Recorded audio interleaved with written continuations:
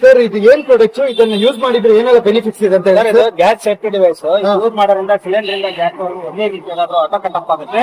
Main important cylinder ಇರತಕ್ಕಂತ washer. ಕೆಲವೊಂದು time ಅಲ್ಲಿ ವಾಷರ್ ಕಟ್ ಆಗಿ ಹಾರ್ಡ್ ಆಗಿ ಲೂಸ್ ಆದವಾಗ ನಮ್ಮನೆ ನಾರ್ಮಲ್ ರೆಗ್ಯುಲೇಟರ್ ಹಾಕೊಂಡ್ರೆ ನಿಮ್ಗೆ ಏನಾಗುತ್ತೆ, ಈ ತರ ಲೀಕೇಜ್ ಆಗುತ್ತೆ.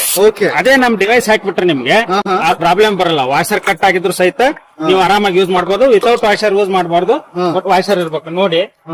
ಸೊ ಈ ಸಿಸ್ಟಮ್ ಅಲ್ಲಿ ಈ ಪೈಪ್ ಏನಾದ್ರು ಹೊರಗಡೆ ಬಂತು, ಆಟೋಮೆಟಿಕ್ ಗ್ಯಾಸ್ ಸಪ್ಲೈ ಸ್ಟಾಪ್ ಆಗುತ್ತೆ.